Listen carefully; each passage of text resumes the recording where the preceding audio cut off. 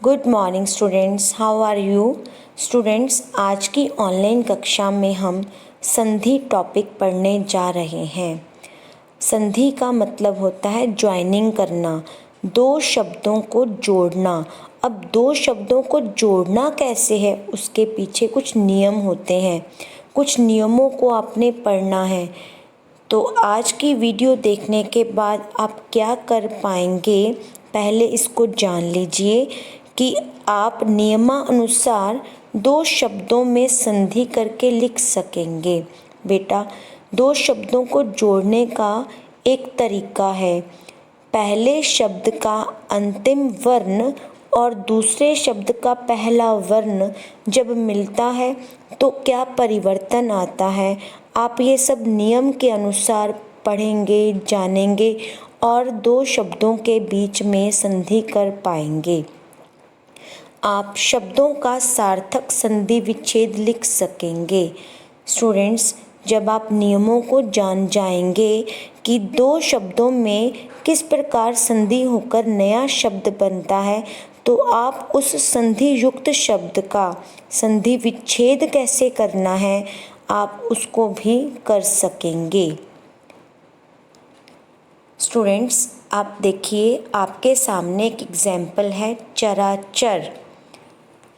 चर और चर दोनों शब्दों में संधि हो रही है, प्लस का निशान आप देख रहे हैं और र के अंत में जो आपको ब्रैकेट में स्वर नज़र आ रहा है अ, और दूसरे शब्द के पहले व्यंजन च के बीच भी एक अ है, और जब ये दोनों अ और अ स्वर मिल रहे हैं तो एक नया स्वर बनता है आ।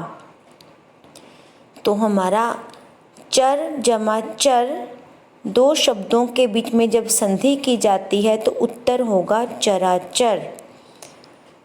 इस आधार पर हम कह सकते हैं दो ध्वनियों के इस प्रकार के मेल को संधि कहते हैं। अब दो ध्वनियों के बीच में कुछ नियम के अनुसार संधि हो रही है। याद रखिए, जब दो ध्वनियाँ निकट होने पर आपस में मिल जाती हैं और एक नया रूप धारण कर लेती हैं, तब संधि मानी जाती है। अब ये संधि कैसे होती है और विस्तार में सुनिए। जब दो शब्द आपस में मिलते हैं और पहले शब्द का अंतिम स्वर तथा दूसरे शब्द का पहला स्वर मिलकर एक नए स्वर का निर्माण कर रहा है, तो वहाँ पर स्वर संधि हो रही है। आप दोबारा एग्जाम्पल देखिए, चर प्लस चर। तो चर के शब्द में आप देख रहे हैं र के अंत में अ ब्रैकेट में, यानी कि र व्यंजन के बीच में अ स्वर जुड़ा हुआ है, और दूसरा शब्द जो चर है उसके पहले व्यंजन च में भी अ स्वर जुड़ा हुआ है, और दोनों अ जमा अ मिलके आ बना रहे हैं, और इस तरह से संधि क्या हुई, चराचर। नया शब्द क्या बना, चर जमा चर, नया शब्द संधि होकर बना चराचर। स्वर संधि आप पढ़ने जा रहे हैं, इसके 5 भेद हैं। आप अपनी अभ्यास सागर में देखेंगे इस स्वर संधि के 5 भेद हैं, दीर्घ, गुण, वृद्धि, यन, अयादि। लेकिन आपके पाठ्यक्रम में 4 भेद आपने पढ़ने हैं, दीर्घ, गुण, वृद्धि और यन।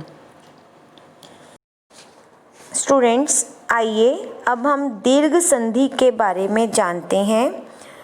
दीर्घ संधि से पहले आप जान लीजिए, स्वरों को उनकी ध्वनि के आधार पर ह्रस्व या दीर्घ स्वर कहा जाता है। ह्रस्व स्वर जिनके उच्चारण में कम समय लगता है और दीर्घ स्वर जिनके उच्चारण में अधिक समय लगता है। तो अभी दीर्घ संधि के समय आप देखेंगे, ह्रस्व स्वर या दीर्घ स्वर में जब संधि होगी तो उत्तर में दीर्घ स्वर आएगा। अभी आप इसको ध्यान से समझिए। आपके सामने है अ जमा अ, ह्रस्व स्वर है, संधि हुई, आ बना।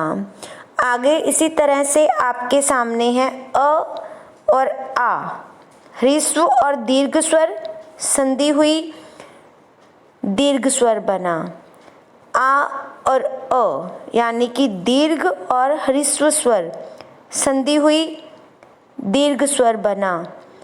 आ और आ दीर्घ स्वर हैं दोनों, जब संधि हुई दीर्घ स्वर परिवर्तन के रूप में हमारे सामने आया। अब इन सभी नियमों को पढ़ने के बाद हम इनसे संबंधित उदाहरण भी देखेंगे। इसी तरह से आप देखिए, सामने आप देख रहे हैं ई और ई, ह्रस्व स्वर जब संधि हुई, संधि के बाद देखेंगे परिवर्तन दीर्घ स्वर ई, और इसी तरह आगे ई और ई परिवर्तन होता है संधि के समय, दीर्घ स्वर में परिवर्तन हो रहा है। ह्रस्व और दीर्घ मिलके क्या बना रही हैं, दीर्घ स्वर ई। ऐसे नेक्स्ट ई और ई, दीर्घ और ह्रस्व स्वर संधि करने के बाद किसमें बदल जाता है, दीर्घ में, ई। आप इस सब को ध्यान से देखिए जो जो आपको बताया जा रहा है। नेक्स्ट ई और ई, दीर्घ स्वर परिवर्तन के बाद क्या आता है, दीर्घ स्वर। ई और परिवर्तन के बाद हमारे पास उत्तर में ई। इसी तरह से आप उ और उ, ह्रस्व स्वर परिवर्तन हुआ संधि के बाद, दीर्घ स्वर उ और उ, ह्रस्व स्वर दीर्घ स्वर परिवर्तन हुआ, दीर्घ स्वर उ। आप देख रहे हैं दीर्घ स्वर में बड़ी आवाज आ रही है, लंबी आवाज आ रही है। नेक्स्ट उ और उ, दीर्घ और ह्रस्व स्वर में जब संधि हो रही है, परिवर्तन के बाद हमारे सामने उ, दीर्घ स्वर आया। आगे देखिए उ और उ दोनों दीर्घ स्वर हैं, परिवर्तन के बाद हमारे सामने दीर्घ स्वर उ आया। मुझे उम्मीद है आपको ये नियम समझ आ गए होंगे। अब इनसे संबंधित हम उदाहरण देखते हैं।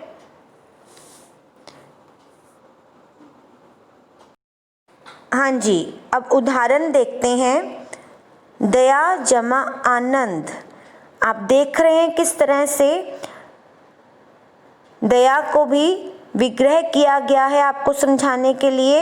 यह हलंत और आ, उसमें स्वर आप देख रहे हैं, और आनंद में आ आप स्वर देख रहे हैं, और आ मिलके क्या बना रहे हैं, जो नियम आप पढ़ चुके हैं। आ और आ स्वर मिलके आ ही बनाएंगे, तो उत्तर क्या है, दयानंद। अगला एग्जाम्पल आप देखिए, गिरी जमा ईश। गिरी को भी विग्रह करके आपको समझाने के लिए दिखाया गया है स्क्रीन पर। र हलंत और ई छोटी, ह्रस्व स्वर, और ईश में ई दीर्घ स्वर। ई और ई मिलके क्या बना रहे हैं, क्या परिवर्तन आ रहा है, ई। तो इस तरह से उत्तर में आपने क्या लिखना है, गिरीश। र को ई बड़ी। आगे आप देख रहे हैं एग्जाम्पल है भानु प्लस उदय। तो भानु में न हलंत और उ छोटा, जिसको आप बोलते हैं ह्रस्व उ, और उदय में भी उ आपके सामने है ह्रस्व। दोनों में जब संधि होती है तो नया स्वर हमारे सामने आता है, दीर्घ उ। तो परिवर्तन के बाद नया शब्द बना भानुदय। बेटा आप जिस नियम को ध्यान में रखते हुए संधि कर रहे हैं, संधि विच्छेद करते समय भी जो लर्निंग आउटकम्स में मैंने आपको बताया था कि संधि विच्छेद आप कर सकेंगे, आप इन नियमों को ध्यान में रखकर ही संधि विच्छेद कर सकेंगे, तभी आपका संधि विच्छेद का प्रश्न सही होगा, अन्यथा आपके अंक कट जाएंगे। आगे कुछ उदाहरण हम देख रहे हैं जो दीर्घ संधि से ही संबंधित हैं। चर जमा अचर, आपका उत्तर क्या होगा, चराचर। बिल्कुल सही, कुछ बच्चे बिल्कुल सही उत्तर दे रहे हैं। शिव जमा आल्य, शिवाल्य। दया जमा आनंद, दयानंद। धर्म जमा आत्मा, धर्मात्मा। मतानुसार अब संधि विच्छेद करना है, इसका संधि हुई है। तो मतानुसार का संधि विच्छेद हुआ मत जमा अनुसार। वार्तालाप का संधि विच्छेद क्या होगा, कोई बता सकता है? यस, वेरी गुड, वार्ता प्लस आलाप। जिन बच्चों ने ये उत्तर दिया उन्हें संधि का यह नियम समझ में आ गया। गिरीश अभी हमने किया था, पिछली स्लाइड में देखा आपने, तो इसका विग्रह क्या है? गिरी प्लस ईश, बिल्कुल सही। अब प्रतीक्षा में आप देखिए ह्रस्व स्वर नहीं है, दीर्घ स्वर लगा है त को, तो नियम याद कीजिए। तो इसका उत्तर क्या होगा? प्रति जमा ईक्षा। भानुदय भी हमने किया अभी, भानु प्लस उदय, वेरी गुड जिन बच्चों को याद है। परमाणु, परम प्लस अणु। इस तरह से आपने ये जो नियम पढ़ा उसके उदाहरण आपने अभी देखे। स्टूडेंट्स, आइए अब हम दीर्घ संधि के बाद गुण संधि के नियम जानते हैं। गुण संधि के भी नियम आपने याद रखने हैं। जब आपको नियम समझ में आ जाएगा तो आप गुण संधि आराम से कर सकेंगे और संधि विच्छेद भी आराम से कर सकेंगे। अब देखिए आपके सामने है अ जमा ई, ह्रस्व स्वर हैं ये, और इनके बीच में जब संधि हुई तो हमारा जो परिवर्तन आप देखेंगे क्या होगा, अ और ई मिलके क्या बनाएंगे? ए। एक एक की मात्रा आएगी। ऐसे ही आप देख रहे हैं अ और ई, दीर्घ ई भी मिल रही है। दीर्घ स्वर मिलने के बाद भी हमारा जब संधि के बाद परिवर्तन होगा तो ए। आगे आ और ई क्या होगा परिवर्तन? ए। आ और ई दीर्घ है दोनों स्वर, लेकिन परिवर्तन क्या हुआ आप देख रहे हैं? ए। उदाहरण बाद में देखेंगे, पहले अगले नियम देख लीजिए। अ और उ मिलके क्या बनाएगा, क्या परिवर्तन आएगा? ओ। अ और उ दीर्घ स्वर है उ, लेकिन परिवर्तन क्या होगा? ओ। एक ओ की मात्रा है, ये याद रखना, जब परिवर्तन होगा एक ओ की मात्रा आप लगाएंगे। आ और उ ये ह्रस्व है, लेकिन जब परिवर्तन होगा दोनों को मिलाने पर संधि होगी तो क्या होगा? ओ। और इसी तरह से आ और उ दीर्घ है दोनों स्वर, लेकिन जब परिवर्तन होगा तो क्या होगा? ओ, एक ओ की मात्रा बनेगी। अब अ और री के बीच में जब संधि होगी तो हमारे पास क्या आएगा? अर। ठीक है, और आ और री में जब संधि होगी तो भी क्या आएगा? अर आएगा। बेटा अब हम इसके उदाहरण देखते हैं। देव जमा इंद्र, देव जमा इंद्र में अ और ई में संधि हुई, ए लगा, उत्तर क्या आया? देवेंद्र। देव जमा ईश, अ और ई स्वर में संधि हुई, उत्तर क्या आया? देवेश। महा जमा इंद्र, आ और ई में संधि हुई, उत्तर क्या बना? महेंद्र। चंद्र जमा उदय, अ और उ में संधि हुई, उत्तर क्या बना? चंद्रोदय। महा जमा उत्सव, आ और उ में संधि हुई, परिवर्तन क्या हुआ? ओ, तो उत्तर क्या बना? महोत्सव। देव जमा ऋषि, अ और री में संधि हुई तो उत्तर क्या बना? देवर्षि। महा जमा ऋषि, तो संधि हुई आ और री में, उत्तर क्या बना? महर्षि। इतना सबको समझ लग गया? आपने ये रूल्स भी देखे थे, ये इन्हीं रूल्स के आधार पर आपके ये उदाहरण है। मुझे उम्मीद है आपको ये समझ आ गए होंगे।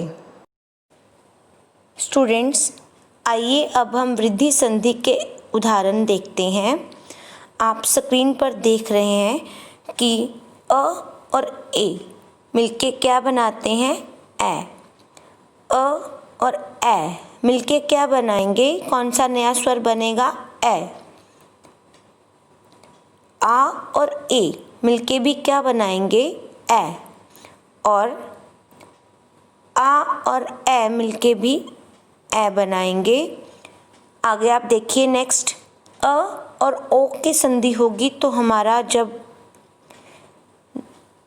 उत्तर होगा ओ, परिवर्तन ओ, आ और ओ स्वर बनेगा औ संधि करने के बाद। इसी तरह ऐसे ही अ और औ में जब संधि होगी तो उत्तर में आप औ का ही प्रयोग करेंगे, और आ और औ में संधि होगी तो औ ही स्वर प्रयोग में लाया जाएगा, परिवर्तन दिखाई देगा। आगे आप देखिए उदाहरण 1+1 अकैक, सदा जमा एव यानी कि आ और ए के बीच में संधि हुई, उत्तर है सदैव। महा जमा ऐश्वर्य, आ और ए के बीच में संधि हुई, उत्तर आप देख रहे हैं महेश्वर्य। परम जमा ओजस्वी, अ और ओ के बीच में संधि हुई, आप उत्तर देख रहे हैं परमोजस्वी। महा जमा औषध, आ और औ के बीच में संधि हुई है, आप उत्तर देख रहे हैं महौषध। आपको ये सारे नियम बताए गए हैं। मुझे उम्मीद है आपको वृद्धि संधि समझ में आ गई होगी। अब यन संधि, इसके नियम आप देखिए। यदि ई, उ और री के बाद कोई दूसरा स्वर आए तो ई का य,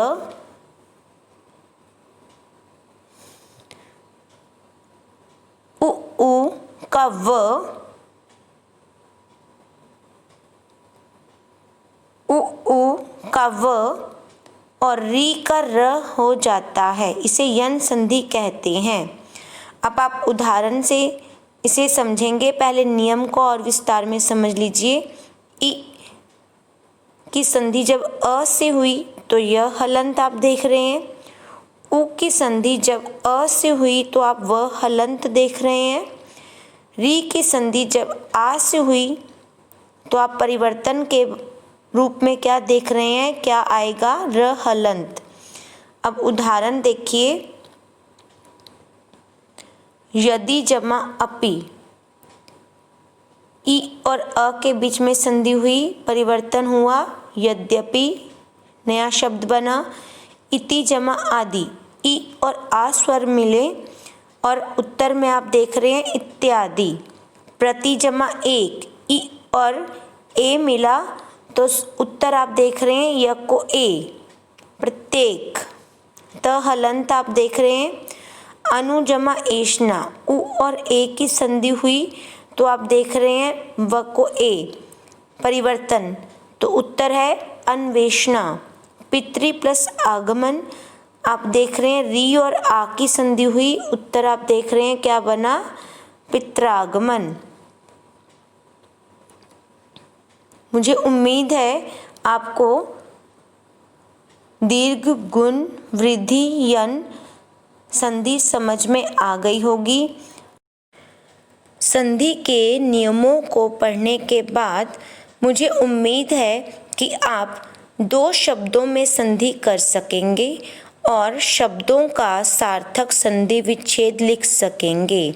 आप संधि करते समय नियमों को ध्यान में रखेंगे और जो नियम बताए गए हैं उन नियमों के अनुसार संधि विच्छेद कर पाएंगे। धन्यवाद।